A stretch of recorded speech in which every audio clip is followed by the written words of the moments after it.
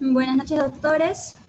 Hoy, continuando con el diplomado especializado en justicia constitucional y derechos fundamentales, tenemos programado la quinta sesión con el tema el proceso de amparo como mecanismo superlativo de defensa de derechos, y como ponente al doctor José López Viera.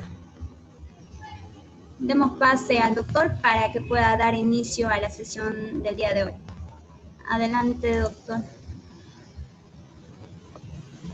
Hola, ¿me escuchan? Hola. Sí, doctor, se escucha. Bien, en primer lugar agradecer a la institución, a ILADE, por la invitación y a todos los participantes que me están escuchando en esta noche. Se me ha encargado el día de hoy hablar sobre el proceso de amparo y su conexión totalmente pues cierta, concreta, fundamental con la protección de los derechos. Entonces, vamos a abarcar ello en este tiempo que se nos ha dado, sobre todo en mi caso, que ustedes saben que acá en Lima hay toque de queda y estoy acá en mi oficina, así que vamos a tratar de ser lo más concretos posible, porque si no me voy a tener que quedar a dormir aquí y no voy a poder llegar a mi casa. Bien, entonces, sin más preámbulos, comencemos.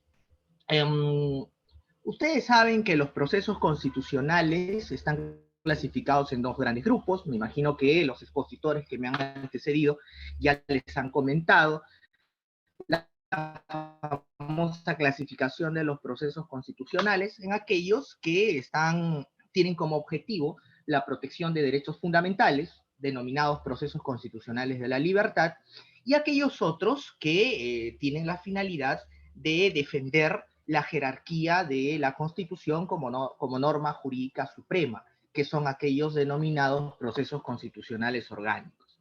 Pues bien, dentro de los procesos constitucionales de la libertad, tenemos al proceso de habeas corpus, tenemos al proceso que es materia de estudio el día de hoy, el proceso de amparo, tenemos al proceso de habeas data y también tenemos al proceso de cumplimiento. Cada uno de estos procesos se encarga de proteger un grupo de derechos fundamentales. De hecho, en el caso del proceso de amparo, estamos hablando del proceso constitucional que más derechos fundamentales protege, toda vez que si lo comparamos con los otros tres, nos vamos a dar cuenta, por ejemplo, que el proceso de habeas corpus protege la libertad individual, que sí es un derecho continente, que abarca un cúmulo de derechos, pero finalmente todos esos derechos, los 17 derechos que abarca el habeas corpus, que están en el artículo 25 del Código Procesal Constitucional, claramente detallados, constituyen un solo derecho, que es el derecho a la libertad individual. En el caso del proceso de habeas data, sabemos que el proceso de habeas data se encarga de proteger dos derechos, los del artículo 2, inciso 5 y inciso 6 de la Constitución respectivamente, el derecho de acceso a la información pública y el derecho a la autorregulación informativa. Y en el caso del proceso de cumplimiento, estamos hablando de un proceso que solamente protege un derecho fundamental que no está taxativamente reconocido en la Constitución, pero que se desprende de aquellos principios elementales que se encuentran sí señalados claramente en la Constitución y específicamente en su artículo 3. Ese derecho que se desprende de estos principios del artículo 3 y que tutela el proceso de cumplimiento, ya el Tribunal Constitucional lo dijo con una sentencia muy famosa, el caso Maximiliano Villanueva Valverde, el denominar. Entonces, fíjense ustedes, estos procesos protegen uno o más derechos, pero derechos pues específicos.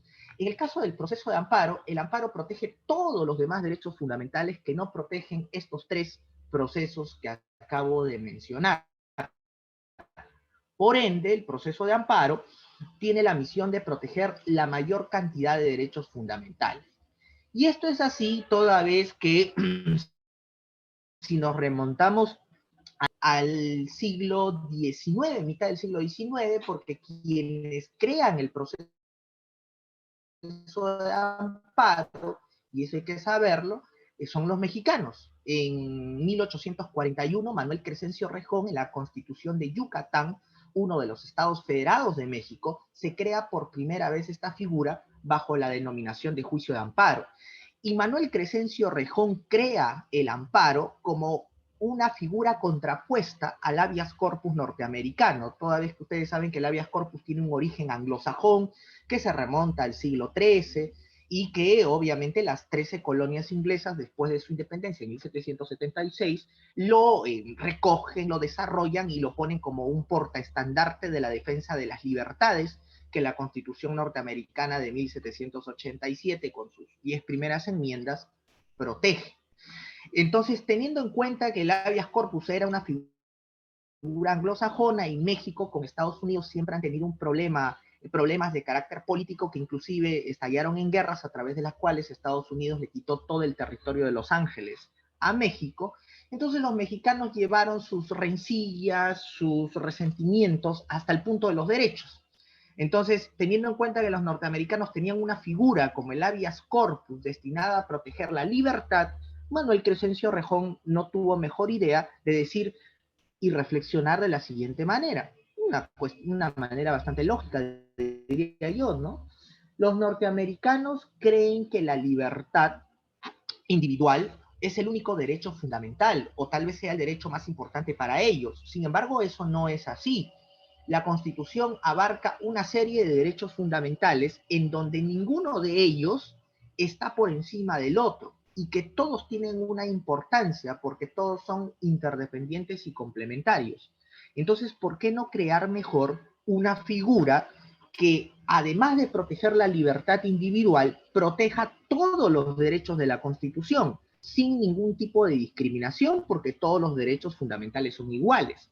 Entonces, se inventan los mexicanos la figura del juicio de amparo. Entonces, el amparo desde sus orígenes en México en 1841 y que después se va a incorporar en la Constitución de los Estados mexicanos en 1847 y se va a internacionalizar y se va a hacer conocido en la famosa Constitución de Querétaro de 1917, considerada la primera carta social del mundo, constitución vigente, los mexicanos hasta el día de hoy, tienen más de 100 años, crean la figura del juicio de amparo para la protección de todos los derechos constitucionales, no uno, como el habeas corpus, sino de todos los derechos fundamentales. Entonces, de su origen, el amparo trató de proteger y tutelar los demás derechos.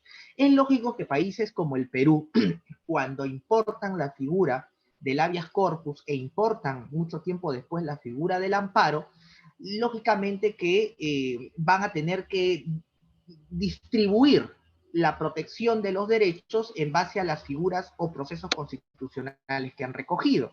Y como nosotros desde 1897 ya teníamos al habeas corpus y recién incorporamos al amparo en 1979 con la constitución de ese año, es que el amparo no protege la libertad, pero protege todos los demás derechos.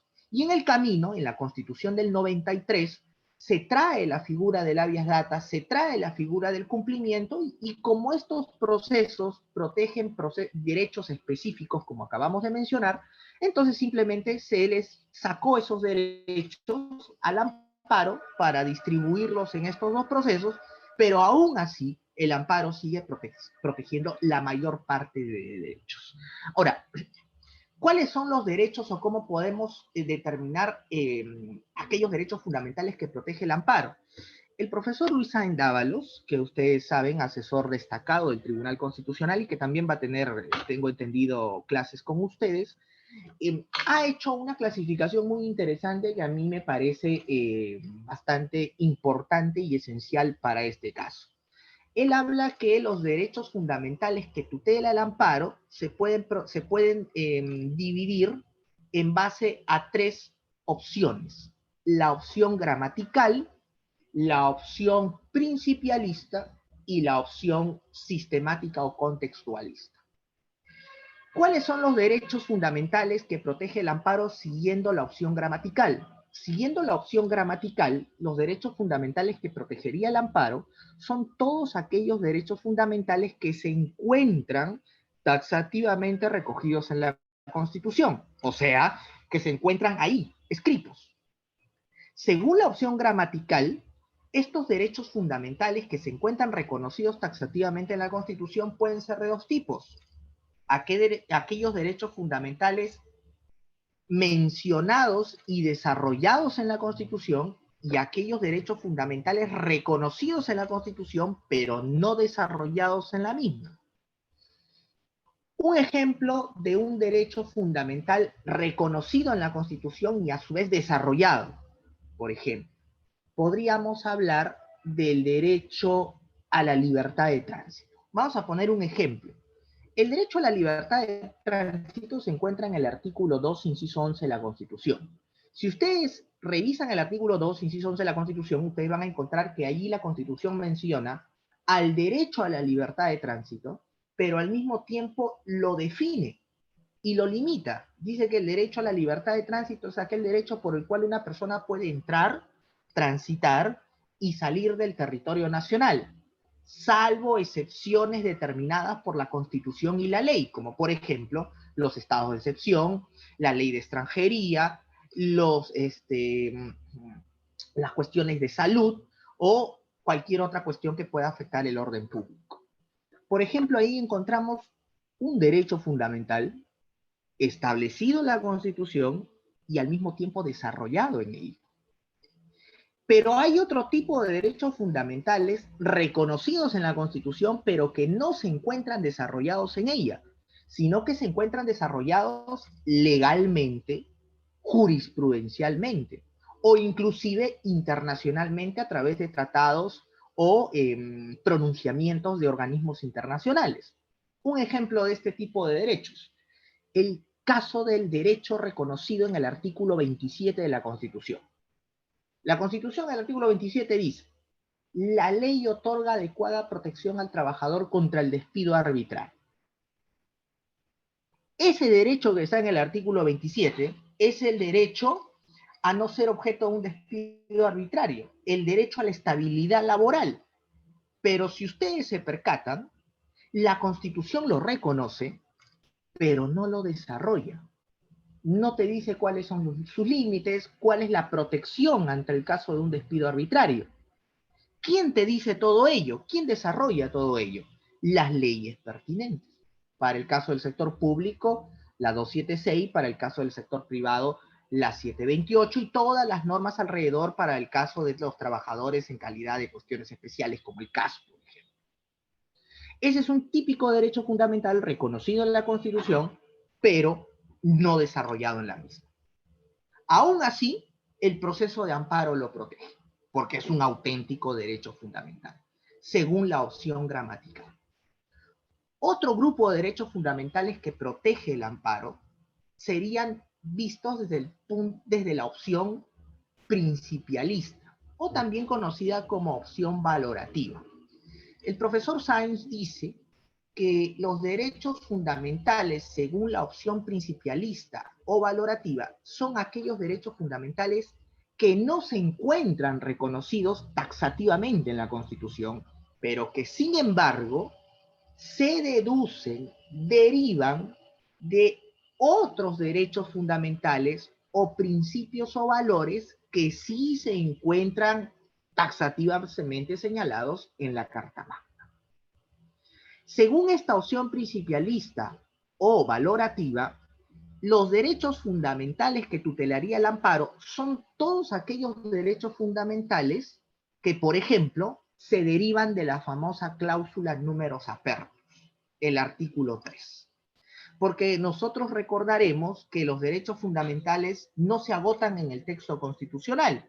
Los derechos fundamentales pueden ser aquellos atributos que, sin ser reconocidos taxativamente en la Constitución, por el solo hecho de pertenecer a la persona, también pueden tener el mismo nivel, la misma protección y la misma fundamentalidad de aquellos derechos que sí están en la Constitución claramente determinados en artículos o incisos.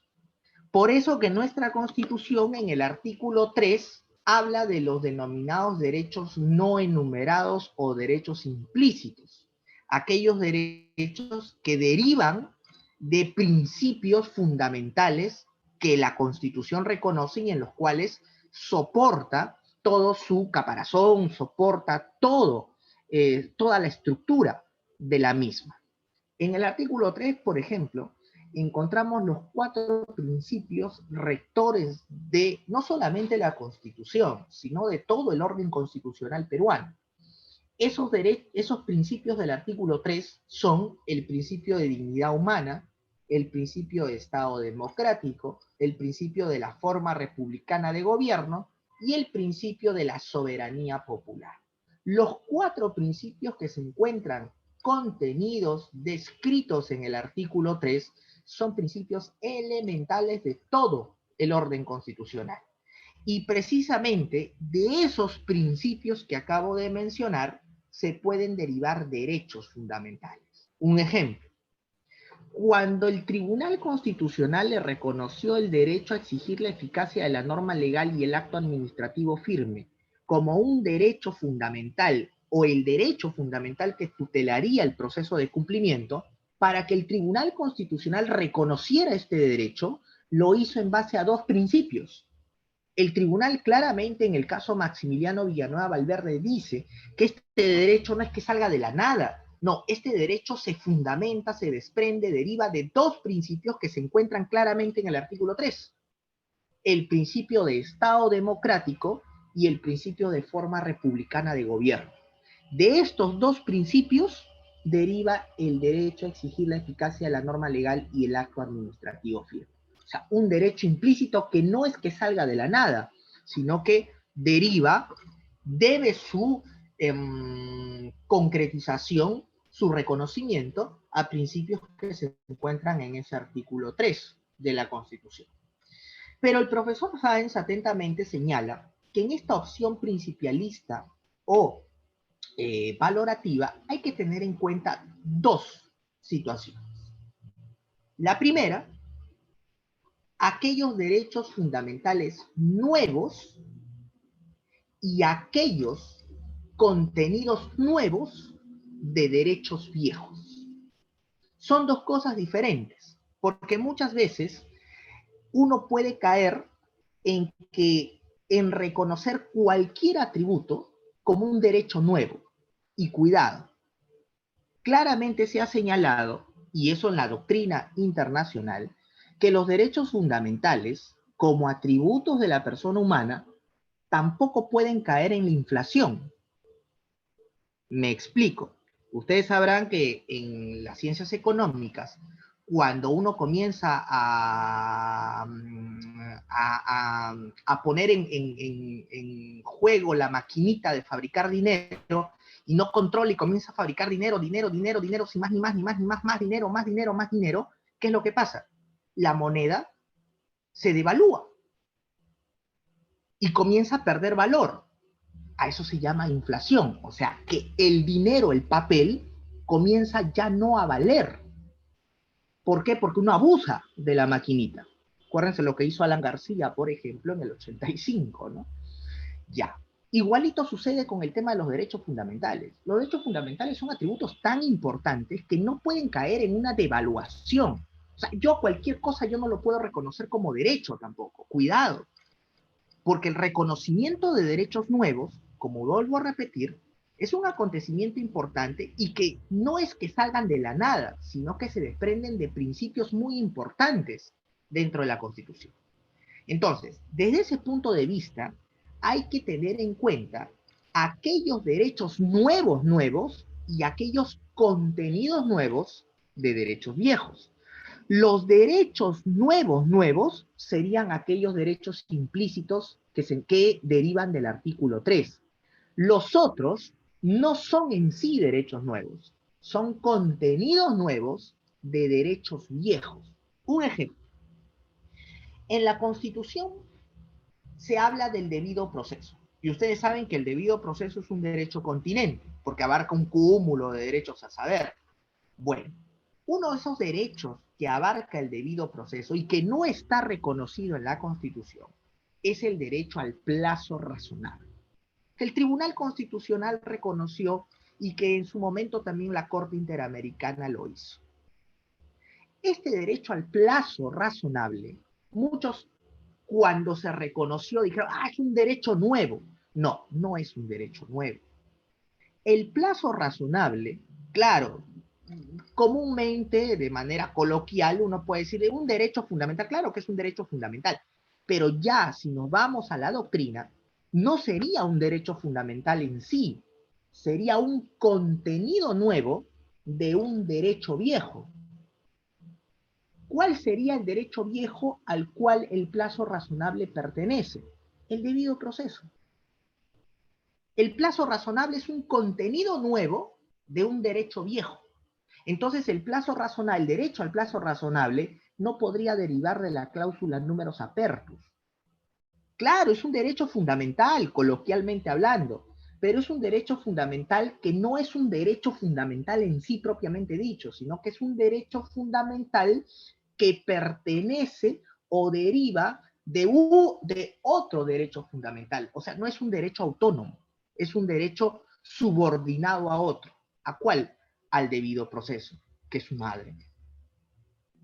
Entonces hay que tener en cuenta que según la opción principialista o valorativa, hay derechos fundamentales nuevos y contenidos nuevos de derechos viejos. Los derechos implícitos o derechos nuevos son los primeros, los autónomos, por ejemplo. Un derecho nuevo también que el Tribunal Constitucional en su momento reconoció, el derecho al agua potable. ¿Se acuerdan de ahora? Bueno, ya la Constitución. A mí me pareció una cuestión totalmente innecesaria, y fui uno de los primeros que criticó, de que se haga una reforma constitucional para reconocer el derecho al agua potable. No era necesario. Ahí está el artículo 3, y el Tribunal Constitucional, en una sentencia, y luego en varias, reconoció el derecho al agua potable. No era necesario colocarlo en la Constitución. Pero bueno, nuestros políticos a veces no tienen nociones de derecho constitucional, menos pues de procesal constitucional, y hacen cosas totalmente absurdas, ¿no? Como ahora un candidato anda diciendo que hay que colocar el derecho a la educación, hay que colocar el derecho a la salud. Yo digo, pero hay que colocarlo ¿dónde?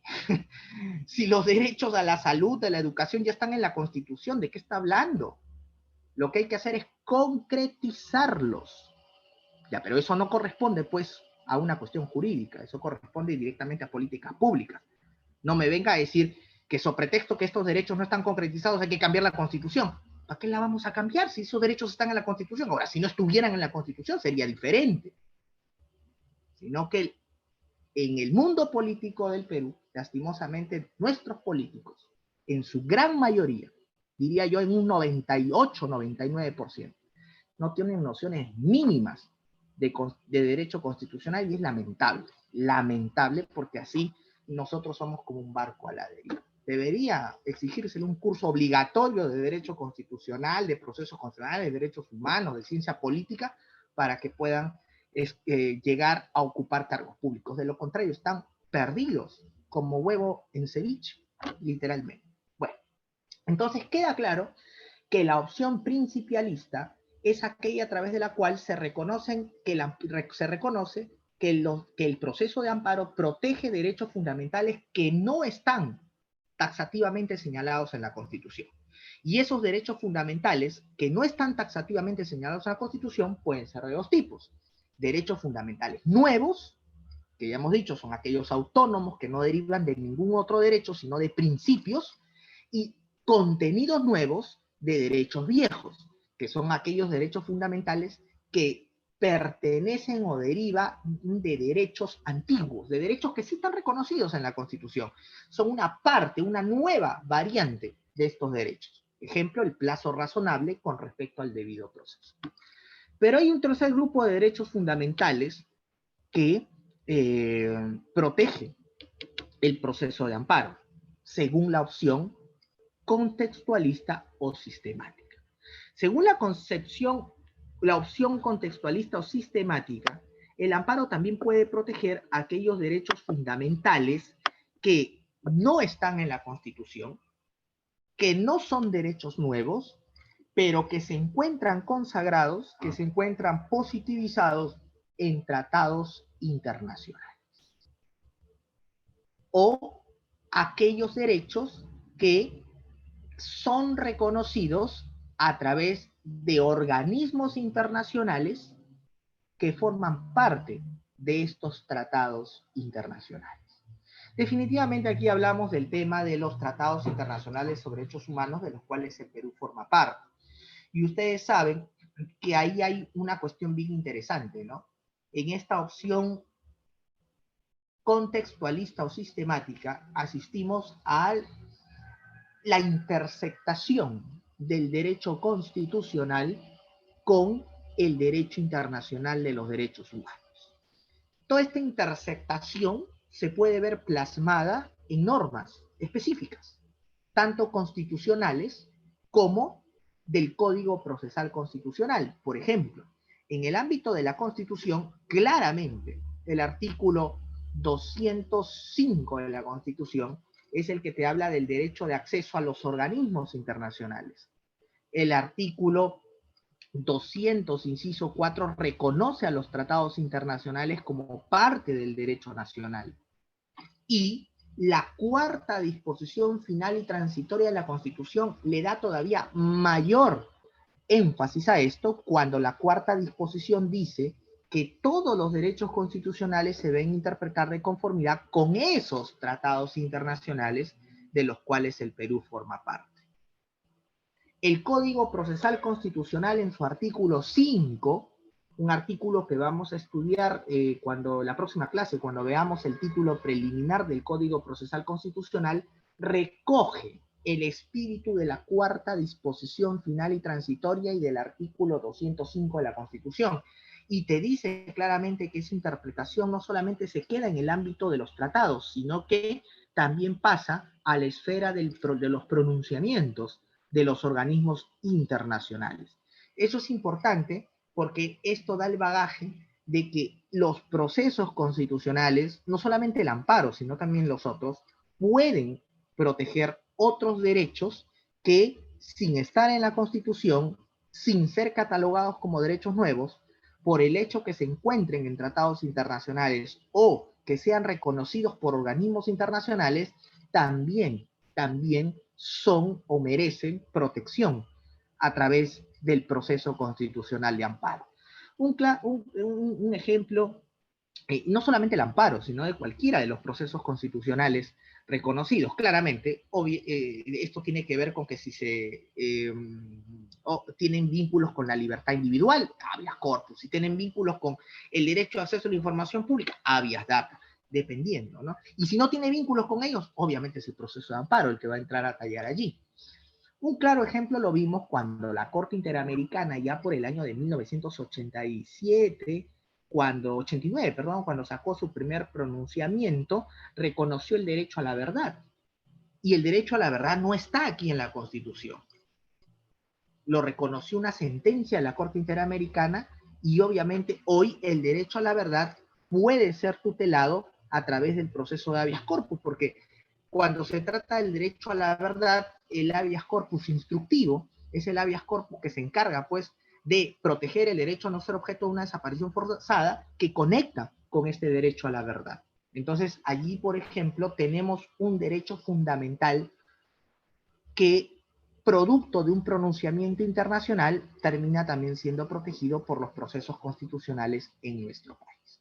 Entonces, ahí tenemos los derechos fundamentales que pueden ser protegidos por el proceso de amparo de acuerdo a estas tres opciones que el profesor Lucho Sáenz Ábalos ha determinado como opciones gramatical, principialista y contextual o sistemática. Estos son los derechos fundamentales que tutela el amparo. Como verán, es una gama amplia, porque como repito, el proceso de amparo es el proceso constitucional que más derechos abarca en nuestro país. Ahora, ya habiendo clarificado y teniendo claro cuáles son estos derechos fundamentales y cómo se pueden clasificar estos derechos que tutela el amparo, entramos directamente al aspecto procesal del amparo. Y lo que nos interesa trabajar allí es cuál es la naturaleza del amparo. Recordemos que cuando el proceso de amparo nace en México y se internacionaliza, muchos países, no solamente de Latinoamérica, sino de Europa, han reconocido el amparo. Y de hecho hay que estar orgullosos porque América Latina siempre ha vivido importando instituciones del derecho, instituciones jurídicas, toda la vida hemos importado. Son pocas instituciones, contadas con los dedos de la mano, que Latinoamérica ha exportado al mundo. Bueno, una de esas pocas figuras que América Latina ha exportado al mundo es el juicio de amparo. Amparo tiene Alemania, amparo tiene España, amparo tiene Austria, y ellos no han creado el amparo, sin embargo lo han reconocido y lo han traído a sus ordenamientos jurídicos, lo han incorporado allí y los han desarrollado con éxito, porque la mayoría de ellos lo mantiene hasta el día de hoy. Entonces, de todos estos países que han reconocido el amparo, hoy en día se puede hablar de una doble naturaleza del amparo. Por un lado, está el amparo en su modo alternativo, y por otro lado estaría el amparo en su modo excepcional. Amparo alternativo y amparo excepcional. ¿Cuál es la diferencia de estos amparos? En aquellos países que han optado por hacer del amparo una figura alternativa ante la afectación de un derecho fundamental, las personas son libres de escoger. ¿Escoger qué cosa? O protegen su derecho fundamental a través del proceso de amparo, o en todo caso, dejan de lado el proceso de amparo y directamente van a una vía ordinaria. Y en la vía ordinaria protegen su derecho. La persona entonces es libre de escoger. La única diferencia, la única cuestión, que habría es que si yo opto por proteger mi derecho en la vía del amparo, ya no podría de ninguna manera acudir a la vía ordinaria. Y si yo opto por proteger mi derecho en la vía ordinaria, tampoco habría forma de acudir al proceso de amparo a proteger ese derecho. O sea, la consecuencia de la alternatividad es que las dos vías son excluyentes. Yo tengo plena libertad de escoger, pero una vez que escojo, ya no puedo cambiar de vía, sea la constitucional o sea la vía ordinaria. Esa modalidad alternativa es la que nuestro país reconoció allá por el año 79 con la Constitución de ese año. Y estuvo vigente hasta el Código Procesal Constitucional del año 2004. Es decir, con la Constitución del 93 seguimos teniendo la figura del amparo alternativo, donde la persona era plenamente libre de escoger a qué vía acudir. En el año 2004, cuando sale el Código Procesal Constitucional, la naturaleza alternativa del amparo es cambiada radicalmente a una naturaleza excepcional. Entonces, hablemos precisamente de la otra forma del amparo, el amparo excepcional. En el amparo alternativo, la persona es libre de escoger. En el amparo excepcional, en cambio, ante la afectación de un derecho fundamental, la persona ya no es libre de escoger. En el amparo excepcional, tu ordenamiento jurídico, ojo, el ordenamiento jurídico te impone a dónde acudir. No es que ya yo puedo escoger y me voy a la vía constitucional o me voy a la vía ordinaria y nadie me va a decir nada. No, ya no.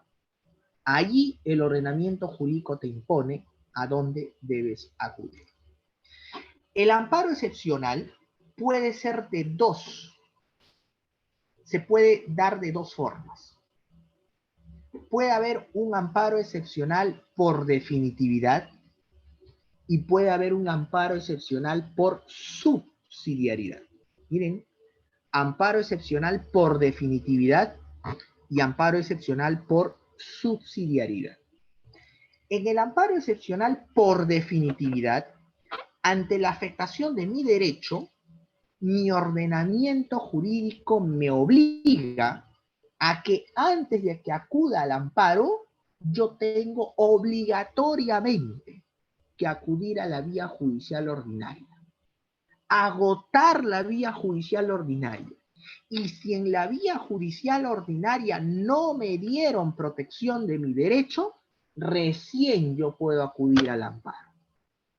Pero claro, muchos de ustedes dirán, oiga, pero eso es una cosa, pues, imagínense, mientras que voy a la vía judicial ordinaria, me voy hasta la Corte Suprema seguramente, y la Corte Suprema no me da la razón, que recién ahí voy a acudir al amparo, primera instancia, o sea, ya el derecho pues sería irreparablemente dañado. Bueno, en aquellos países que han optado por un amparo excepcional por definitividad, les comento, culminada la vía judicial ordinaria, yo me voy directamente, fíjense, al Tribunal Constitucional. Que no que me voy al juez de primera instancia y presento mi amparo. No, no, no. Agotada la vía judicial ordinaria, o sea, a nivel de la Corte Suprema con un pronunciamiento en contra, yo interpongo recurso de amparo y el caso sube de la Corte Suprema al Tribunal Constitucional. O sea, el amparo allí no es un proceso. El amparo allí funciona como un auténtico recurso, es como una cuarta instancia. El ejemplo típico es España.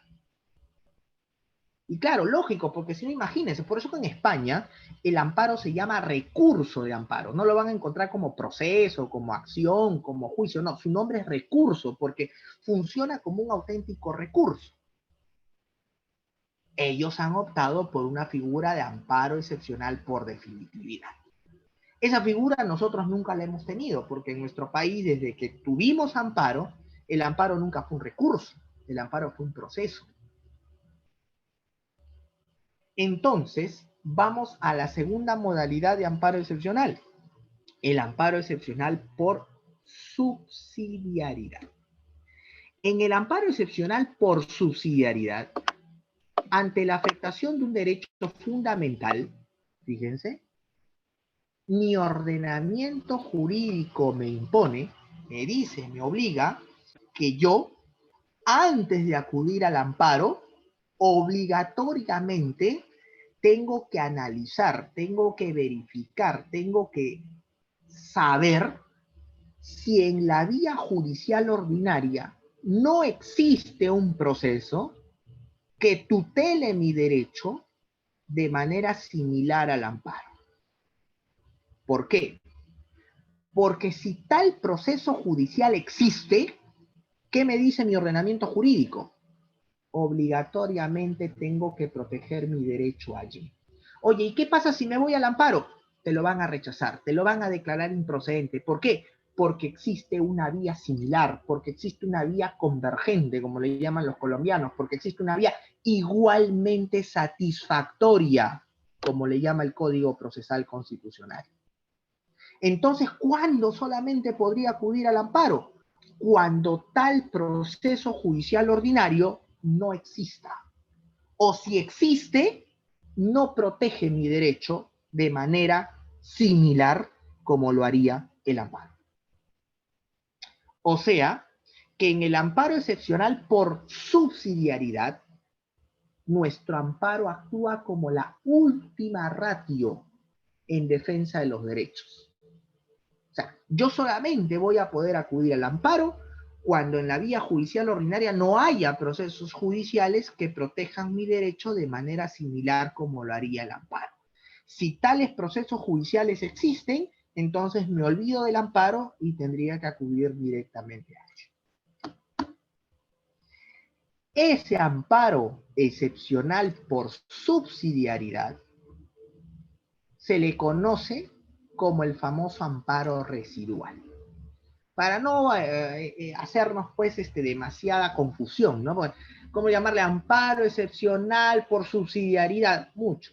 Mejor amparo residual. Ya. Ese amparo residual es el que nosotros tenemos a partir del año 2004 con el Código Procesal Constitucional. Ahora, una cosa claramente cierta es que el Código Procesal Constitucional puede decir mucho, pero una cosa es lo que está plasmado en la norma y otra cosa ya es cuando eso que se plasma en la norma vamos a aplicarlo directamente a la realidad. Y los que allí más sufrieron fueron los jueces constitucionales. Porque para los jueces constitucionales esto fue algo casi traumático. Imagínense, desde la Constitución del 79, pasando con la Constitución del 93 hasta el Código Procesal Constitucional del año 2004. Todos esos años, los jueces constitucionales estaban mecanizados, estaban con el chip, estaban ya acostumbrados a cuando recibían una demanda de amparo, no pues comenzar a analizar si había otro proceso en la vía judicial ordinaria, similar, no, porque como el amparo daba la posibilidad al afectado en los derechos de escoger, entonces el juez no tenía que analizar nada de eso. El juez lo único que tenía que hacer era admitir a trámite la demanda. Ya en la sentencia se vería si tenía que ver o no la demanda con la afectación de un derecho, si la afectación del derecho era cierta o no. Ya eso era una cuestión de fondo. Pero al juez no se le ocurriría por nada del mundo analizar la demanda para rechazarla en la calificación porque existía un proceso laboral que protegía el derecho a la persona o porque existía un proceso contencioso, ¿no? Cuando sale el Código Procesal Constitucional y en el artículo 5, inciso 2, se dice causales de improcedencia, no procede interponer procesos constitucionales cuando existan vías igualmente satisfactorias, entonces para el juez fue pues esto algo que no se entendía. ¿Qué cosa es vía igualmente satisfactoria? ¿A qué se están refiriendo con eso? Y por ello, el Tribunal Constitucional tuvo que hacer todo un desarrollo del artículo 5, inciso 2, para poder el día de hoy hacer entender a cabalidad la residualidad del amparo y que los jueces constitucionales puedan aplicar el artículo 5, inciso 2 de manera debida. Porque como no entendían al inicio, de un extremo de admitir todas las demandas de amparo, se fueron al otro extremo, a rechazar todas las demandas de amparo. Y obviamente esto no es así, porque el hablar de una vía residual requiere de un análisis concienzudo, de un análisis muy delicado para poder rechazar la demanda porque existe una vía similar. Inclusive hay un tema allí puntual que muchos han advertido. El código también comete un error. Cuando el código procesal habla de vía igualmente satisfactoria, eso es un error. No existe vía igualmente satisfactoria. Imposible, pues, que un proceso judicial sea idéntico al amparo. Eso no existe, sería otro amparo. Es un absurdo. Lo que el código debió decir es una vía similarmente satisfactoria. Ahí cometió un error que creó más confusión de la que ya se estaba originando. Pero además,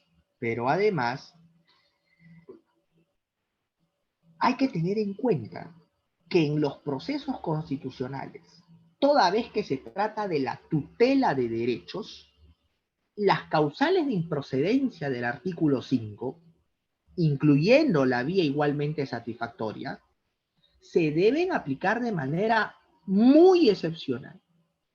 Y eso ya lo ha entendido el Tribunal Constitucional, cuando el Tribunal Constitucional ha dicho de que, cuidado jueces constitucionales, no me vengan a aplicar el artículo 5 del Código Procesal de manera indiscriminada, porque en todo caso, el artículo 5 del Código se debe aplicar a la luz de los principios que se encuentran en el título preliminar. Y eso es muy importante porque eso lo vamos a desarrollar el día jueves.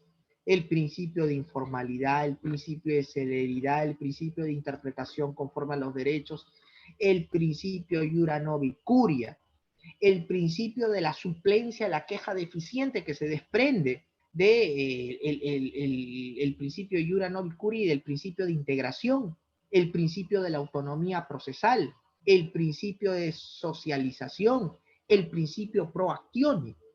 O sea, no es que tampoco se aplique por aplicar el artículo 5 y que los jueces rechacen las demandas constitucionales simplemente porque se les ocurrió. El artículo 5, las causales de improcedencia para rechazar liminarmente la demanda deben aplicarse de manera muy excepcional. Eso lamentablemente algunos jueces constitucionales en nuestro país no entienden y piensan que la regla es rechazar liminarmente y la excepción es admitir, y eso es un absurdo. No, ya el Tribunal Constitucional ha dicho, cuidado, la regla es admitir, las excepciones son rechazar. Y si vas a rechazar por alguna de las cláusulas del artículo 5, incluyendo la vía igualmente satisfactoria, hazlo con argumentos sólidos que demuestren el por qué tú estás aplicando el artículo 5 y estás rechazando liminarmente una demanda constitucional. ¿Por qué? Porque si lo haces de manera indebida, inclusive estás afectando el derecho de acceso a la justicia constitucional.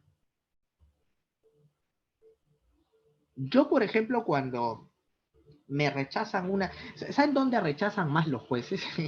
Cuando se trata de amparos contra resoluciones judiciales, es una clásica, ¿no?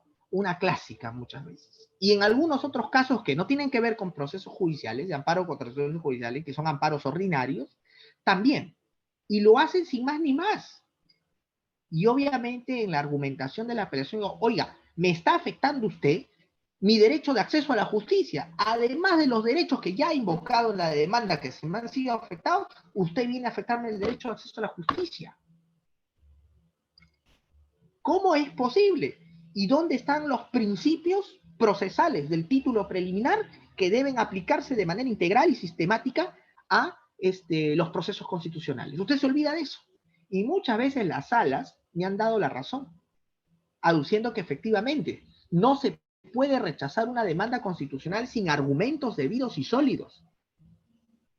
Simplemente aplicando el artículo 5 por aplicar. Cuidado con eso. Bien.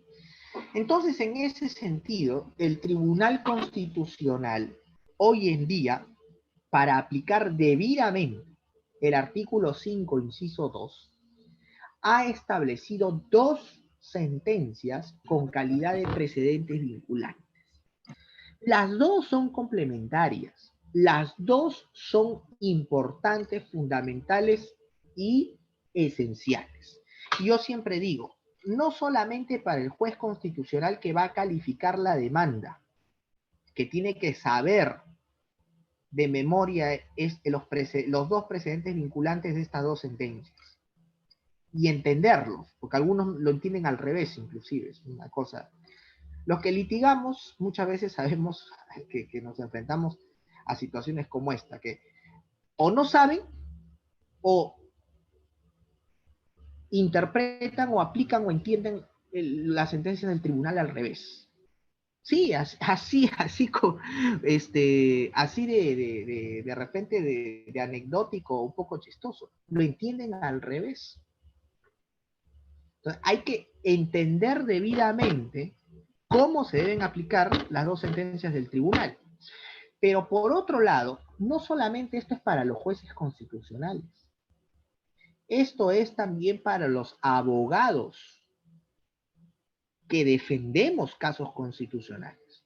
El abogado que no sabe los requisitos básicos para interponer una demanda de amparo, no solamente a la luz del código, sino sobre todo desde el punto de vista de lo que ha dicho el Tribunal Constitucional, específicamente en el caso de la residualidad, está muerto, está perdido, está interponiendo una demanda con los ojos, con la venda en los ojos y a la de Dios.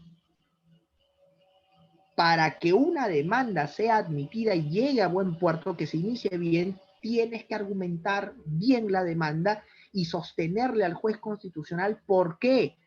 ¿Por qué no puede aplicar el artículo 5, inciso 2? ¿Y por qué tú cumples con los precedentes vinculantes que el Tribunal Constitucional ha establecido para que el juez admita tu demanda de amparo? O sea, aquí no solamente es el juez constitucional, Claro, en mayor medida porque el juez constitucional, ojo, tiene el iura nobis curia. Él tiene que conocer sí o sí, si no conocen, entonces, ¿de qué estamos hablando? Pero por otro lado, también hay una responsabilidad de los abogados que se dedican al litigio constitucional. Si no, entonces dedíquese pues a litigar otro tema, litigue pues en civil, litigue en penal, litigue en tributario, qué sé yo, y déjele el litigio al especialista, porque si no, te engañan, ¿no? Entonces, ¿cuáles son las dos sentencias claves para entender la residualidad del proceso de amparo? El expediente 0206-2005, proceso de amparo TC, el caso César Bailón Flores, y el expediente 2383-2015, proceso de amparo TC, el caso Elgo Ríos Núñez. 0206-2005 y 2383-2015. Caso Bailón, caso Elgo Ríos Núñez. Señores, las dos sentencias del tribunal son claves y son complementarias. Vamos a la primera, el caso César Bailón Flores. ¿Cuál es el precedente vinculante que uno tiene que saber allí? O que tienes que saberlo. En el caso César Bailón Flores, el Tribunal Constitucional estableció los cuatro requisitos para que un juez constitucional admita una demanda de amparo y no la declare improcedente aplicándole el artículo 5, inciso 2. O sea, los cuatro requisitos para que la demanda de amparo sea admitida. Ojo, eso tiene que saber los abogados también, porque a partir de ahí comienza a construirse el argumento, los argumentos. En el caso César Bailón Flores, el Tribunal Constitucional estableció como precedente vinculante que para que una demanda de amparo sea admitida, se deben cumplir cuatro requisitos. Y voy a mencionar los cuatro. Primer requisito, que el juez tiene que analizar y que el abogado tiene que fundamentar. Que la demanda se refiera a la defensa del contenido esencial o contenido constitucionalmente protegido de un derecho fundamental. Clave, porque este requisito, señores, tiene que ver con lo que establece el artículo 5, inciso 1 del Código. Acuérdense ustedes que el artículo 5, inciso 1, ¿qué dice? Causal de improcedencia, no procede interponer los procesos constitucionales cuando los hechos y el petitor de la demanda no se refieran al contenido constitucionalmente protegido del derecho. Claro. ¿Qué es el contenido esencial o contenido constitucional? Hoy en día ya hay diferencias, pero en su momento el Tribunal Constitucional, ustedes se acordarán del famoso caso emblemático porque contuvo el primer precedente vinculante de la historia, el caso Anicam Hernández. El tribunal desarrolló esto del contenido esencial de un derecho aplicando las teorías alemanas, hablando de que el contenido esencial era aquella parte del derecho, el núcleo duro del derecho, aquella parte del derecho que contenía las características del derecho que le permiten al derecho ser lo que es y diferenciarse de los otros, la parte dura, esencial, dogmática del derecho. Y el tribunal no distinguió entre contenido esencial y contenido constitucional. Hablarles de la diferencia, que claro, cometió un error, porque doctrinariamente hay diferencias, sino que en ese momento recién se estaba trayendo la doctrina también del contenido esencial y no se tenían muchas nociones. Hoy en día la cosa es muy clara, pero hablarles de la diferencia aquí sería dedicarnos a toda una clase. Sin embargo, debe quedar claro, solamente para que tengan muy presente, de que una demanda de amparo solamente será procedente cuando se refiera a ese contenido constitucional o contenido esencial que reúne las características básicas del derecho fundamental. Y hoy en día es fácil, porque el Tribunal Constitucional ha determinado el contenido esencial de casi todos los derechos. Es fácil irte a una sentencia del tribunal, bajarte a la computadora y ver si tu caso encaja con esas características esenciales del derecho que forman parte de su contenido esencial. Hay que cuestión de encajar nomás. Pero el primer requisito para que tu demanda se admita es que tu demanda se refiera al contenido esencial del derecho. El segundo requisito, que no se tenga que actuar medios probatorios. Que no se tenga que actuar medios probatorios. Oiga, ¿y por qué? Porque en el proceso de amparo no existe etapa probatoria. Entonces, si para determinar si hay o no hay afectación de los derechos yo tengo que actuar medios probatorios, ¿dónde lo voy a hacer? Pues, si el amparo no tiene esa etapa. Ahora, claro, esa regla o ese requisito que estoy mencionando tiene una excepción. Y esa excepción está en el artículo 9. Ya la vamos a ver en la tercera clase cuando veamos aspectos procesales de los procesos constitucionales. Pero me adelanto. Acuérdense qué dice el artículo 9. En los procesos constitucionales no hay etapa probatoria, ¿correcto? Sin embargo, dice, sin embargo, los jueces constitucionales podrán actuar algún medio probatorio si es de trascendental importancia para resolver el caso y no dilata el proceso. O sea, del artículo 9 deducimos lo siguiente. 1. ¿Que se puede actuar medios probatorios en el amparo? Sí, pero no es la regla, es la excepción. Porque la regla, ¿cuál es? Que no se puedan actuar porque no hay etapa probatoria, pues. La excepción es que sí, pero como es una excepción, se tienen que dar más requisitos para que la excepción proceda. No es que yo le obligue al juez a actuar, será el juez el que actúe de manera discrecional. 2. El juez lo hará en la medida que ese medio probatorio, como dice el artículo 9, sea totalmente indispensable, necesario, fundamental para resolver el caso. Y 3, ojo con eso, que no dilate el proceso. O sea, no es que el juez constitucional mañana si decide va a actuar 10 medios probatorios. Posible, pues, porque eso dilataría el proceso y el artículo 9 dice que no dilate el proceso.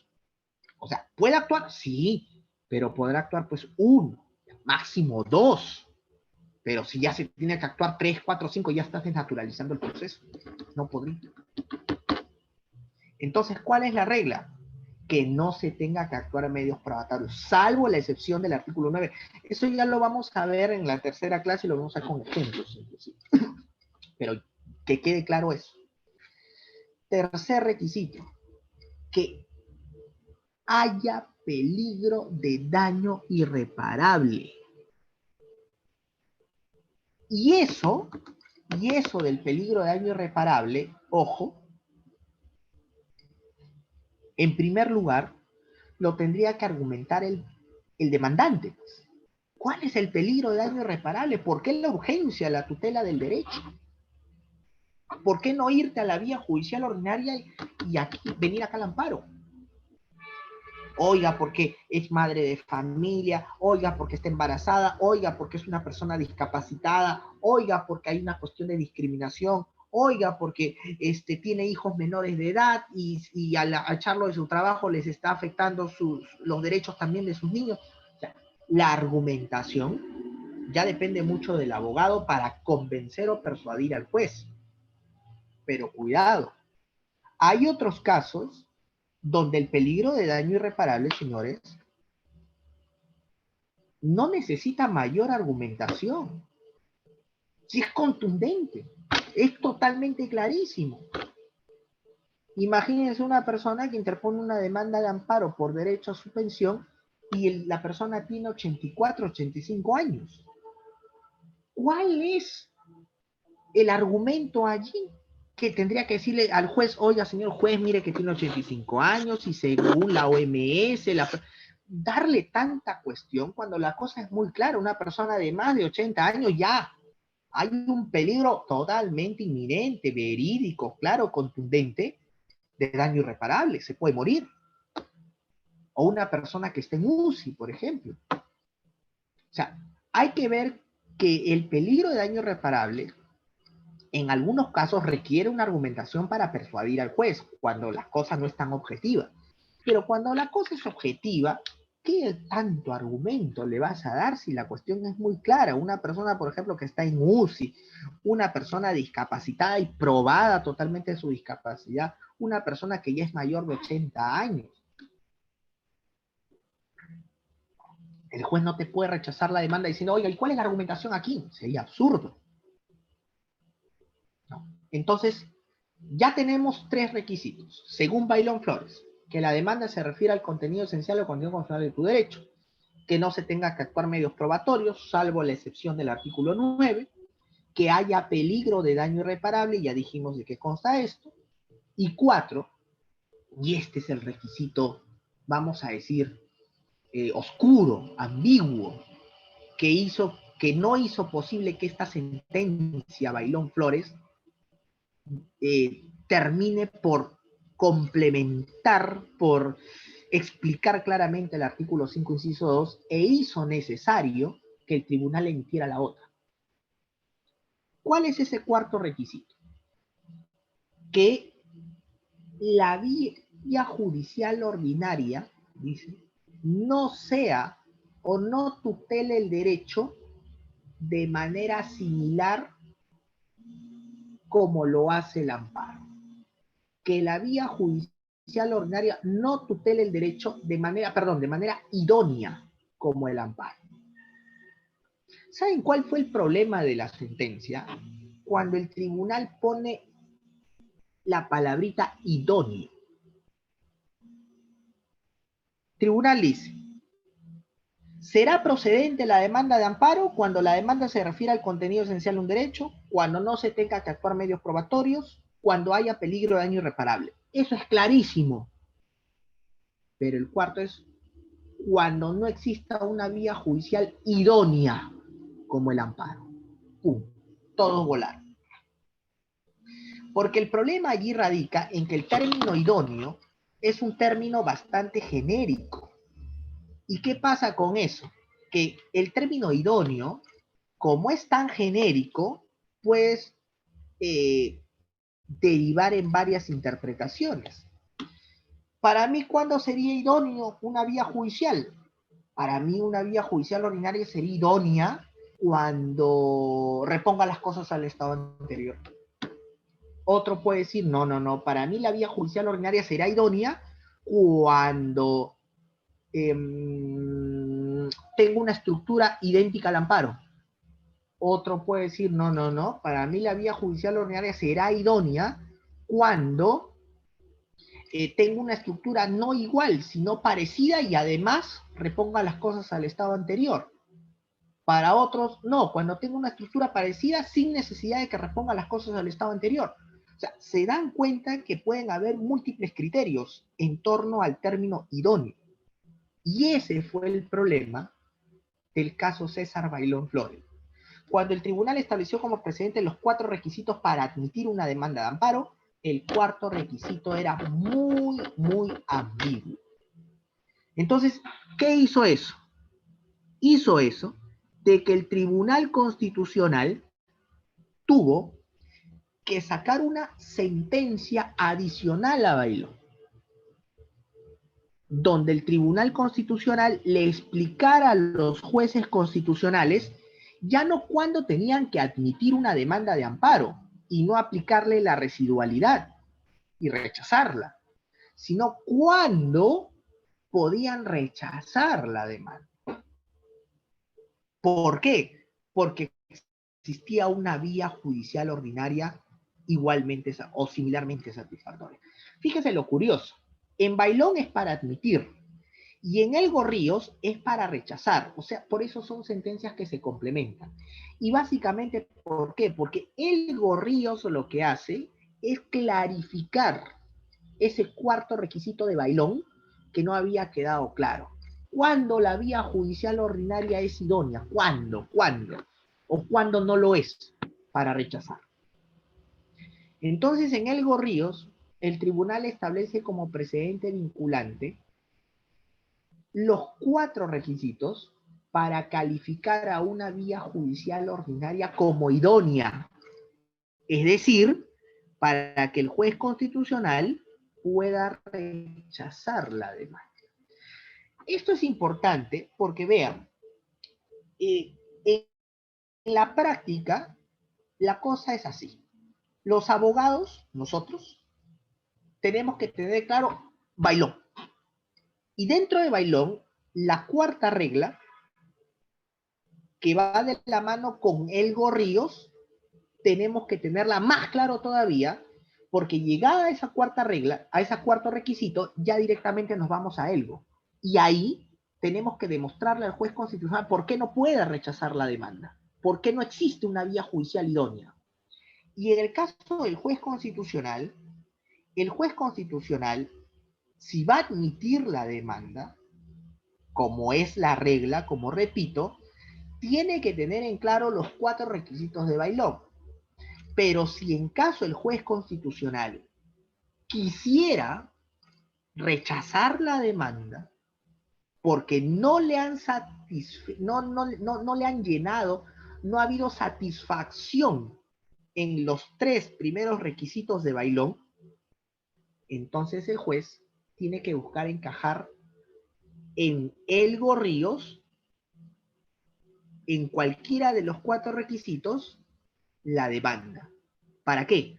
Para rechazarlo. Y va a decir, está bien, pues, los 3 primeros requisitos no me han quedado muy claros, no han sido contundentes. Y más bien, veo que tu demanda incurre en alguno de estos 4, o incurre en los 4. Y por lo tanto, te tienes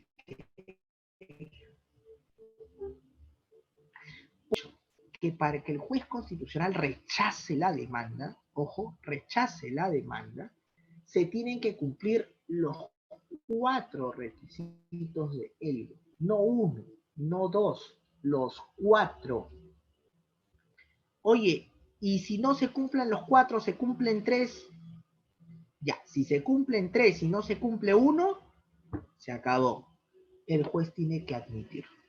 Si se cumplen 2 y no se cumplen 2 y no se cumplen 2, tiene que admitir. Si no se cumplen 3 y se cumple 1, peor todavía, admitir. Porque así no se cumpla uno nada más, el juez está obligado a admitir la demanda.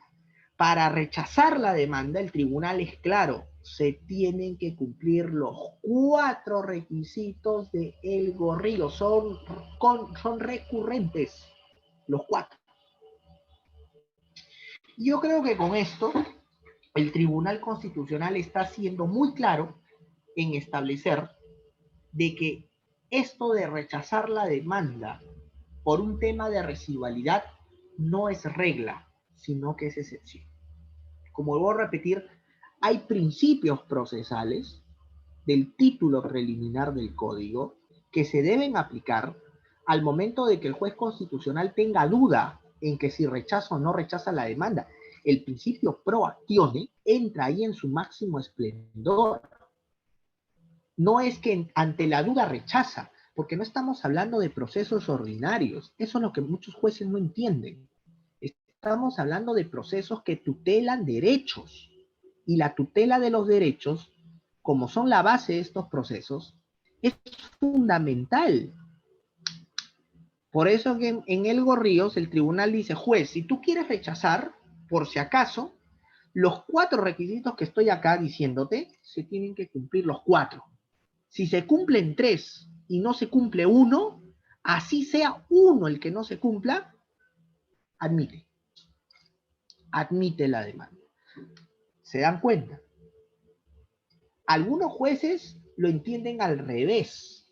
Y eso no es así. El tribunal es claro. Para rechazar, se tienen que cumplir los 4. Para admitir, basta con que no se cumpla 1 y suficiente. Esa es la regla. Y la aplicación coherente de estos 2 precedentes.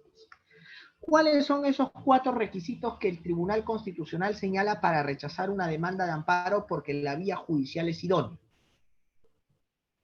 Primer requisito, fíjense. Que el proceso judicial, dice el tribunal, el juez tiene que analizar, que el proceso judicial tenga una estructura parecida, similar al amparo. Ese es el primer requisito. Miren, allí el tribunal no habla de idéntico. o igual, porque obvio, no existe un proceso judicial con una estructura idéntica al amparo, eso es falso. Lo que existe es un proceso judicial con una estructura parecida al amparo. Ese es el primer requisito que el juez tendría que sustentar para rechazar la demanda. Oye, ¿y cómo yo determino que un proceso judicial ordinario tenga una estructura parecida al amparo? Ah, tienes que comparar, pues. Fíjate las etapas, fíjate los plazos, fíjate las medidas cautelares, fíjate los recursos. Tiene que haber cierta similitud. Por ejemplo, en la vía civil, un proceso que tenga una estructura parecida al amparo, el proceso sumarísimo. En la vía laboral, el proceso abreviado. En la vía contenciosa, el proceso urgente. Tienen una estructura parecida, pero nunca igual. Segundo requisito, dice el tribunal, que brinde la misma tutela, mira, que brinde la misma tutela que brinda el amparo. Aquí si no hablamos de que brinde una tutela similar, no, que brinde la misma tutela. ¿Y cuál es la tutela que brinda el amparo? El amparo brinda una sola tutela, reponer las cosas al estado anterior. El amparo no indemniza, el amparo no persigue a la persona, no, el amparo repone las cosas al estado anterior.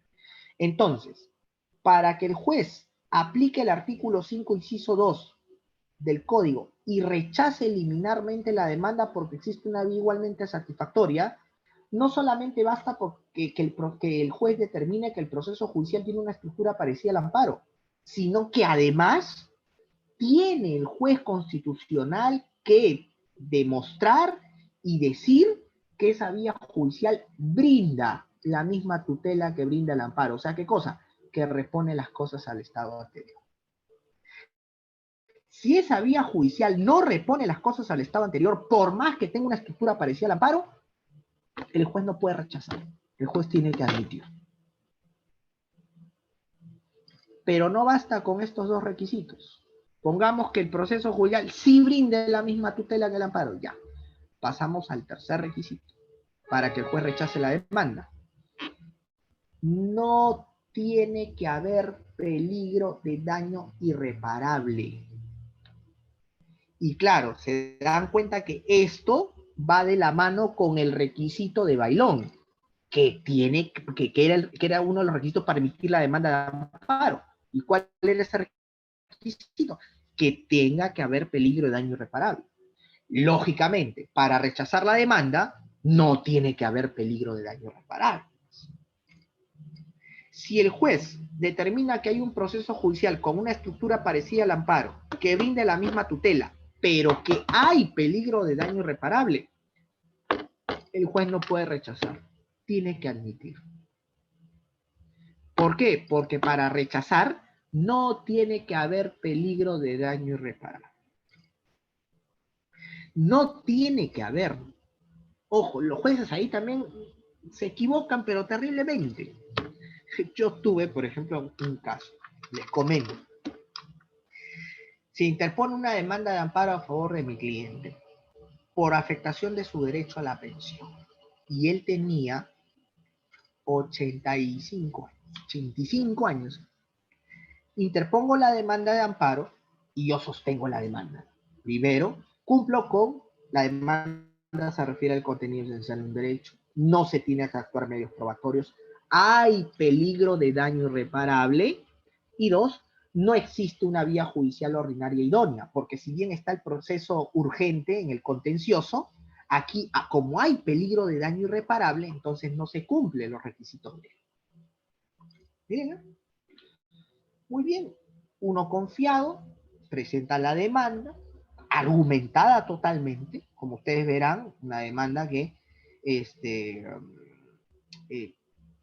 fácilmente para cualquiera diría y confiaría de que va a ser admitida. Pasa casi mes y medio y me notifican que la han declarado improcedente. Y la han declarado improcedente porque existe una vía igualmente satisfactoria. En virtud de la aplicación del artículo 5, inciso 2, vayas al proceso contencioso urgente. Entonces yo me quedo sorprendido y bajo, por supuesto, la resolución de mi casilla electrónica para ver pues cuál es el argumento que está dando el juez. Y el juez constitucional, miren, increíble, a pesar de que yo argumenté en la demanda, el juez constitucional en su resolución de calificación de rechazo liminar dice lo siguiente, que atendiendo a los precedentes vinculantes del Tribunal Constitucional, este despacho declara improcedente la demanda, toda vez que existe una vía igualmente satisfactoria, ya que el Tribunal Constitucional, en el caso Elgo Ríos Núñez, ha establecido los requisitos para rechazar una demanda de amparo porque existe una vía idónea. Y esos requisitos son que el proceso judicial ordinario debe tener una estructura parecida, bueno, el proceso urgente contencioso tiene una estructura parecida al amparo, debe brindar la misma tutela, efectivamente repone las cosas al estado anterior, y 3, que haya peligro de daño irreparable. Y como en este caso hay peligro de daño irreparable, entonces efectivamente tiene que irse allá. Por lo tanto, fallo declaró improcedente la demanda, porque existe una vía igualmente satisfactoria, etc.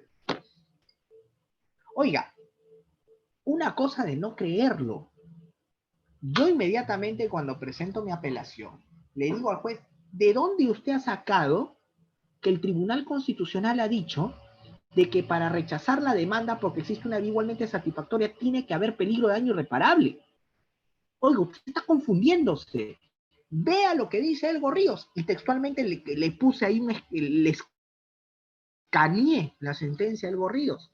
Primer requisito, que el proceso judicial tenga una estructura parecida. 2, que brinde la misma tutela. Y 3, que no haya peligro de daño irreparable. No es que haya, sino que no haya. Y en este caso, hay. Usted está aplicando al revés el precedente vinculante y está perjudicando a mi patrocinado. La apelación subió a la sala y la sala corriendo, urgente, le llamó incluso la atención al juez. Lógico, un absurdo, estaba aplicando al revés el precedente. Pues, no, es que dice el tribunal que haya peligro de... ¿Dónde dice que haya? Dice que no haya peligro de daño irreparable. ¿Se dan cuenta? Eso es muchas veces porque o no saben o no entienden el precedente.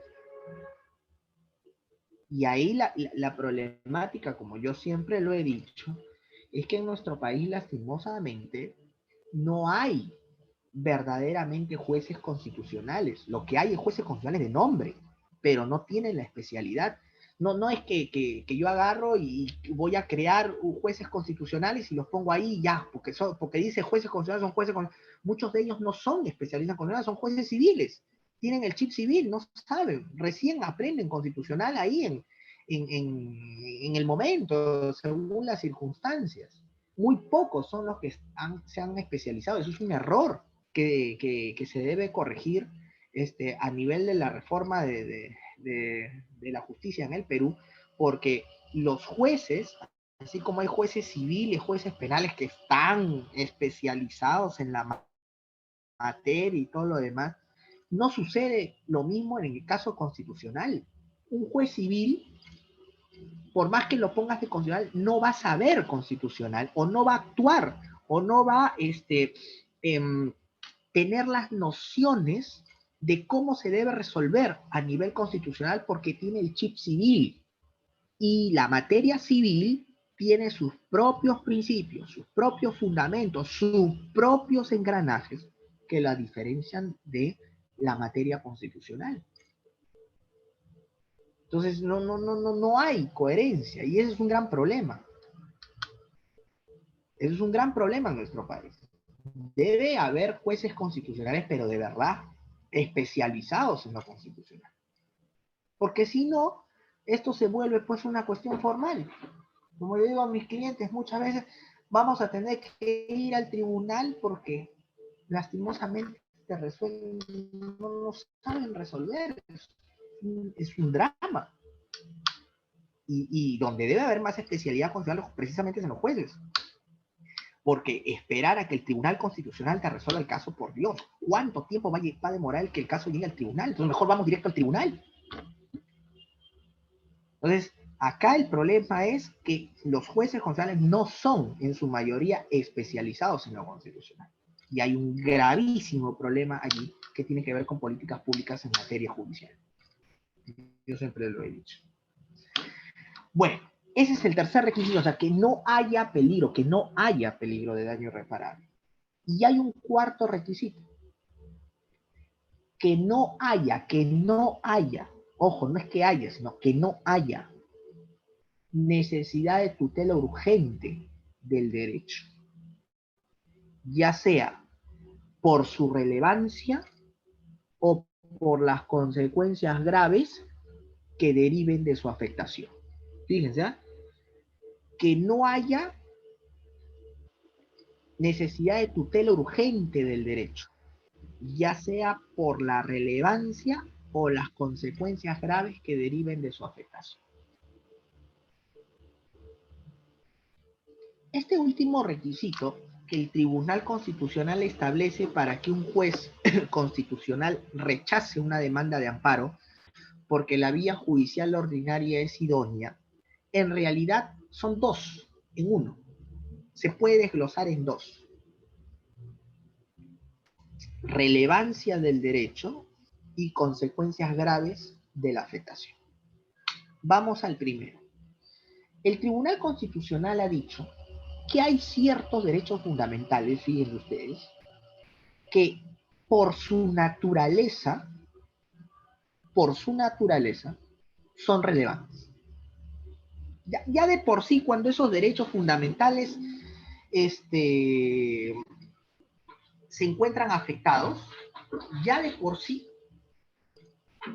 hay relevancia. Y el juez ya no podría rechazarlo, tendría que admitirlo. Un ejemplo, el tribunal ha dicho, cuando se trata, vamos a suponer, el caso de una demanda de amparo a favor de derechos fundamentales de una persona con discapacidad. Si se trata de derechos fundamentales de una persona con discapacidad, ya por la naturaleza hay necesidad de tutela urgente por la relevancia. Porque estamos hablando de una persona discapacitada. Y una persona discapacitada, cuando se le afectan sus derechos, lógicamente que la afectación es relevante. No hay forma de dudarlo. Entonces el juez no podría rechazar la demanda, tendría que admitirla. ¿Por qué? Porque sí hay necesidad de tutela urgente por la relevancia del derecho. Y el requisito que dice que no tiene que haber esa necesidad de tutela urgente. El tribunal también ha dicho, por ejemplo, cuando se trata de cuestiones de discriminación, cuando se trata del principio de interés superior del niño, cuando se trata del interés superior del niño, ya la cuestión es relevante, el juez tiene que admitirlo. Por más que exista un proceso con una estructura parecida, por más que brinde la misma tutela, por más que no haya peligro de daño irreparable, sí hay necesidad de tutela urgente por la relevancia del derecho, interés superior del niño, y tiene que admitirlo. Ahora, lógicamente que el juez constitucional tendrá que analizar caso por caso. El tribunal ha dado ejemplos de personas con discapacidad, de cuestiones de discriminación, mujeres gestantes y principio de interés superior del niño. Habrá que ver otro caso. Pero también este requisito habla de consecuencias graves que deriven de la afectación a los derechos. Y aquí ya no se trata de la relevancia, sino de las consecuencias graves. Un ejemplo. Una persona, una clienta, es echada de su centro laboral y era madre soltera y tenía, era joven, relativamente joven, pero tenía 3 menores hijos y era madre soltera, divorciada. Resulta que se interpone la demanda de amparo y en la demanda de amparo ella me dice, ¿no?, que argumente, por favor, no solamente el tema del despido arbitrario de la cual ha sido objeto, sino cuáles son las consecuencias graves que derivan de la afectación a su derecho al trabajo. ¿Y cuáles serían las consecuencias graves? Las consecuencias graves creo que son muy claras. 3 menores hijos en el colegio. Ella es divorciada, el papá abandonó, no les daba pensión, estaba corrido, estaba en el extranjero, lo buscaba por todos lados, nunca apareció. Entonces ella asumía el cargo de los 3 niños, eran menores de edad, estaban en el colegio, educación, vestido, alimento, etcétera, etcétera.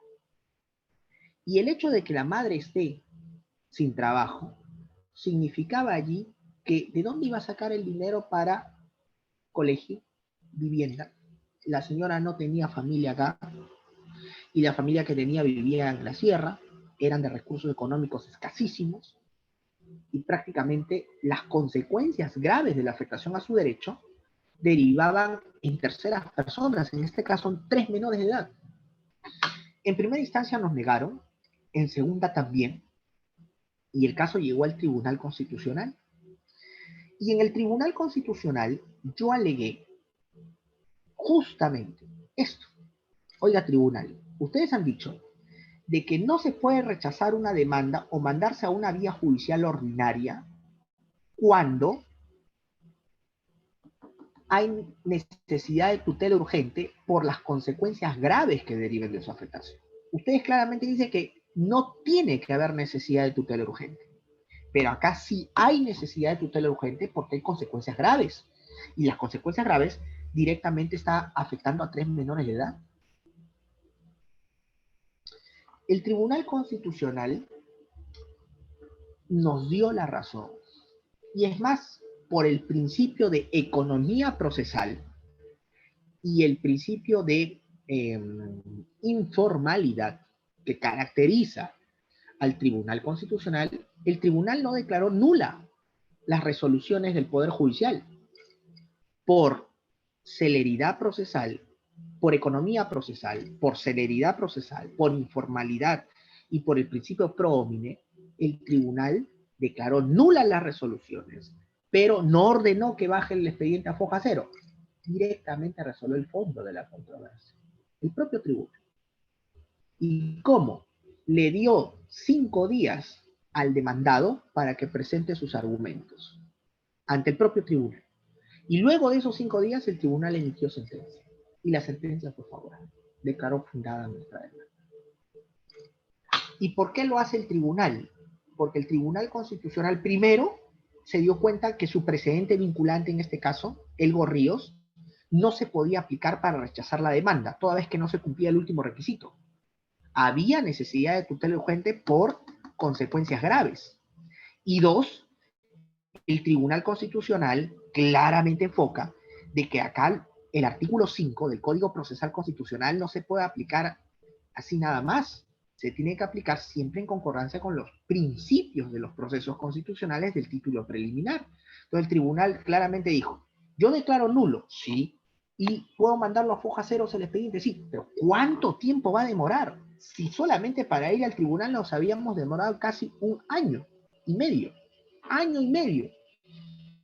Y yo en la audiencia ante el tribunal dije, señores del tribunal, por si acaso, año y medio. Acá correspondería declarar la nulidad de las resoluciones del Poder Judicial que nos han rechazado la demanda y ordenarle al juez constitucional que admita. Pero, ¿y cuándo va a salir la sentencia, señores magistrados?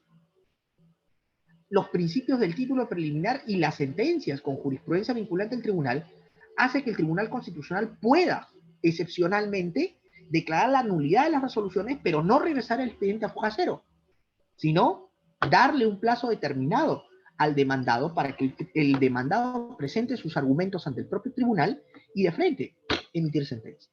Y el tribunal dijo, sí, efectivamente, está el principio de economía procesal, está el principio de celeridad procesal, está el principio de proacciones, está el principio de informalidad y está el principio pro homine.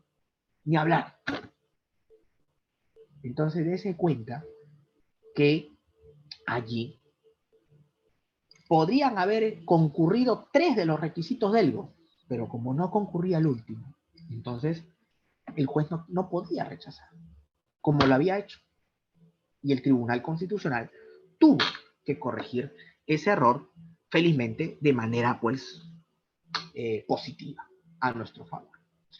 Entonces, Bailón Flores y Elgo Ríos Núñez son las dos sentencias del tribunal que cierran el círculo para poder entender, aplicar y, sobre todo, efectivizar el artículo 5, inciso 2, sobre la naturaleza residual de nuestro proceso constitucional. Y es importante que los jueces constitucionales y los abogados que litigan el tema constitucional tengan muy presente estos dos precedentes para poderlos llevar a la práctica y, en el caso de los abogados, sustentar una demanda contundente que garantice que la demanda va a pasar el primer filtro de admisión, y en el caso de los jueces constitucionales, los criterios claros para que califique la demanda tanto al momento de admitirla como al momento de rechazarla. Porque, como repito, entre admisión y rechazo, señores, la admisión es la regla y el rechazo es la excepción. Porque no estamos hablando de cualquier proceso. Estamos hablando de un proceso que defiende derechos fundamentales. Y que si se rechaza por rechazar, nos están afectando nuestro derecho de acceso a la justicia. Todas las demandas donde a mí me han rechazado, yo sé, oiga, usted, además de todos los derechos que le están afectando a mi patrocinado, usted viene también, juez constitucional, a afectarme mi derecho de acceso a la justicia. Por favor. Y muchas veces, lo digo con toda la claridad del mundo, porque efectivamente no hay argumentos para rechazar. Fíjense lo que les estaba diciendo. Aplican el precedente al revés. ¿Cómo va a ser eso? O no se dan cuenta de la madre con 3 niños y no entienden que las consecuencias graves no solamente son a la mamá. Si fuera la mamá sola, no habría problemas. Son 3 menores. Las consecuencias graves van directamente a esos menores. Por eso yo digo que el juez constitucional que verdaderamente es especialista no tiene el chip del juez civil. El juez civil es parametrado, es mecánico, porque el derecho civil es así. El derecho constitucional es maleable. Como decía Gustavo Sagrablesky, que ahí lo pongo en el librito de Sagrablesky. El derecho dúctil. ¿Por qué? Porque el derecho constitucional es dúctil, es flexible, es maleable, es plástico. ¿Por qué? Porque los derechos fundamentales no son reglas. Los derechos fundamentales son principios, y los principios que son mandatos de optimización, en palabras de Lexi, que ahí también lo tengo. Entonces, es muy importante tener en cuenta eso. Vamos a tener 2 clases más este jueves, donde vamos a hablar precisamente del título preliminar. Vamos a poner muchos ejemplos prácticos de cómo es esta interpretación de los principios, porque todo el mundo te estudia el artículo 5, las causales, como si la improcedencia en el amparo o en los procesos constitucionales fuera la regla. Yo digo, oiga, eso no es la regla, es la excepción, por favor. La regla es que los procesos defiendan los derechos, no que los procesos constitucionales me terminen por afectar más los derechos, rechazándome la demanda. No. Entonces vamos a estudiar el título preliminar, y el próximo martes vamos a complementar con las cuestiones procesales también, como el tema de los medios probatorios, las medidas cautelares, todo eso, porque el proceso constitucional es muy complejo también. Así como es flexible, también es complejo, pero es interesantísimo, es fascinante. Yo siempre digo que en los procesos constitucionales hay algo que no hay en otros procesos, que es un poco esa flexibilidad. Te da la facilidad y te da la oportunidad de elevarte un poco más, de interpretar las normas procesales de una manera más garantista, y obviamente poder crear el derecho y ponerte a la vanguardia, cosa que no te da el proceso civil. El proceso civil tiene reglas claras, ahí no puedes crear nada, ahí está todo ya ahí, el bagaje está completo. El proceso constitucional se puede crear, se puede debatir, se puede argumentar, o sea, es rico en eso por la flexibilidad y la ductibilidad que tiene, claro, sin caer en los abusos, lógicamente. Entonces, señores, muchísimas gracias por su atención. Si tienen alguna pregunta o algo, rápidamente antes que me agarre el toque de queda, porque acá en Lima el toque es en 15 minutos y estoy casi a 1 hora de mi casa. Así que por favor, a ver, Henry, si tenemos alguna pregunta o algo, si no, ya pasamos a despedirnos. Doctor, buenas noches. Doctor José, buenas noches. Doctores, ¿alguna pregunta, inquietud o comentario final? Doctor, buenas noches. No sé si me escucha. Doctor José, ¿le escucha? Sí, perfectamente. ¿Cómo está, doctor López? Felicitaciones por su exposición muy brillante, Gracias. didáctica. Hemos repasado bastante derecho constitucional. Solo una inquietud. Sí. Nos decía, y de verdad, pues, ¿no? El derecho a la... hay un derecho, por lo menos el que nos ha señalado usted, que ha sido desarrollado en la Constitución, que es el derecho a la libertad de tránsito. ¿Y por qué eso, doctor? Porque en general, pues, los derechos son desarrollados por las leyes, ¿no? No por la Constitución. ¿Por qué ese derecho ha sido desarrollado en la Constitución? A ver, te explico. Mira, lo que pasa es que el constituyente, a libre albedrío, puede determinar el desarrollo de ciertos derechos toda vez que el desarrollo de estos no es tan complejo, a diferencia de otros. Yo particularmente tengo una posición.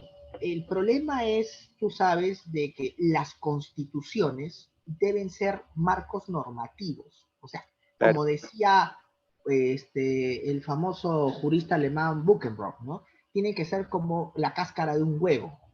Y todo lo que está dentro es el desarrollo de las cláusulas genéricas del marco normativo a través de leyes y jurisprudencia. Y muchas veces creo que ese es el secreto, fíjate tú, de las constituciones más duraderas en el mundo. Si tú te pones a analizar, por ejemplo, la Constitución de Estados Unidos de 1787, Claro. justo estuve leyendo la vez pasada, esta Filadelfia, porque tengo un libro de la historia de los Estados Unidos fascinante, y decía en el debate de las 13 colonias, Thomas Jefferson, Hamilton, Benjamin Franklin, Paine, Washington, toda esa pleyade de mentes brillantes que consiguieron en esa época, comenzaron a discutir, ¿no? Sobre los alcances de la Constitución, cuántos artículos debería tener. Y Thomas Jefferson levantó la mano y dijo, oiga, aquí esto no es pues que 50, que 100, que 200. Fíjense ustedes, dijo, el ser humano se caracteriza por siempre deliberar con otros seres humanos. Nosotros nos distinguimos por nunca estar de acuerdo. Entonces, si queremos una constitución que nos trascienda a nosotros, que las demás generaciones también la reconozcan y que no se esté cambiando a cada rato, requerimos una constitución en donde solamente pongamos lo que vamos a estar de acuerdo toda la vida, siempre, nada más. Porque si nosotros pretendemos poner una constitución demasiado detallista, nunca vamos a estar de acuerdo. Y cuando se votó en el Congreso de Filadelfia, la Constitución norteamericana solamente recogía 7 artículos. O sea, se pusieron de acuerdo en 7 cosas, que nunca haya sido cambiada. Tal vez es eso, porque se pusieron de acuerdo solamente en 7 cosas. Y con esas 7 cosas trascendieron a la historia. Claro, ahora tienen 27 enmiendas, entre ellas las de 1791, las 10 primeras enmiendas que son su Bill of Rights o Carta de Derechos. Pero si tú te das cuenta, los derechos que están en la Constitución norteamericana son declarativos. Todos los derechos del desarrollo lo han hecho las leyes y su jurisprudencia. Entonces yo particularmente tengo una posición de que una constitución no debe ser detallista, que una constitución debe ser genérica. Esa es la clave para que pueda trascender y no se esté discutiendo que a cada rato cambiar de constitución. ¿Te das cuenta? Pero eso es voluntad del constituyente, finalmente, ¿no? Muchas gracias, doctor. No sé si una última pregunta pequeñita, doctor. Sí, claro. Por favor. Dale.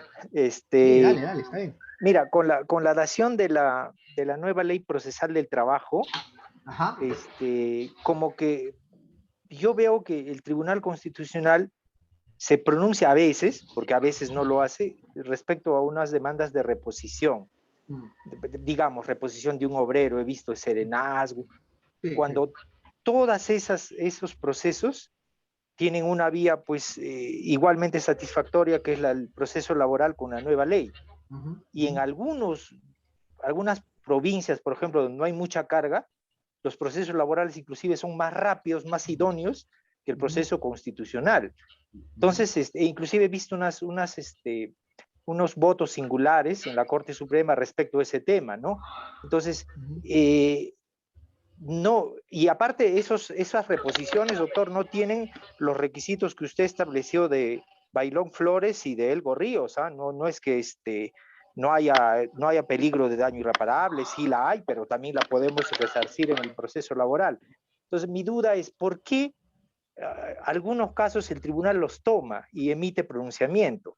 Porque si usted ve, de cuando en cuando sale algunas sentencias de reposición de un obrero, de un chofer de volquete, digamos, cuando esos procesos se pueden tramitar fácilmente en la vía laboral con la nueva ley. Gracias. Sí, efectivamente. Fíjate, ese es el problema a veces de la ductibilidad, ¿no? En unos casos te dicen sí, en otros casos te dicen no.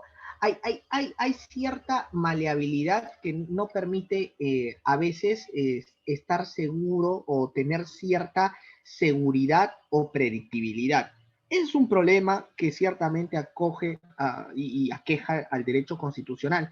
El mismo Tribunal Constitucional tiene criterios encontrados muchas veces.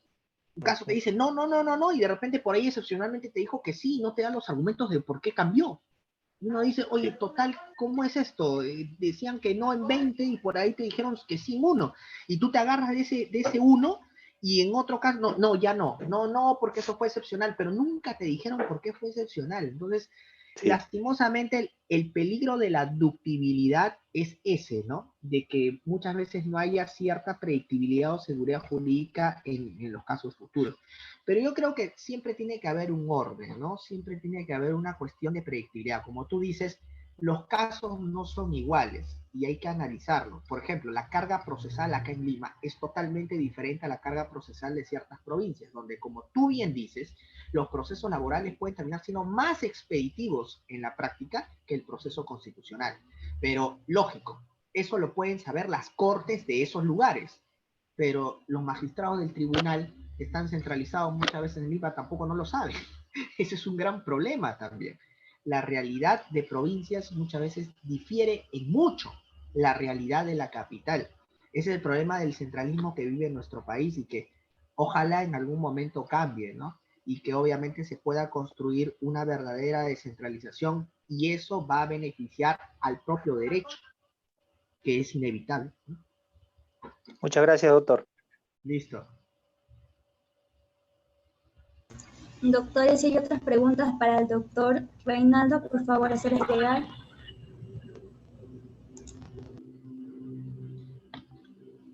Doctor, se parece que ya no hay más preguntas, entonces vamos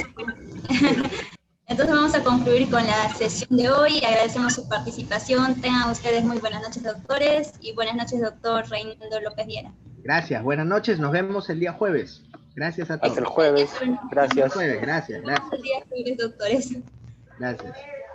Gracias.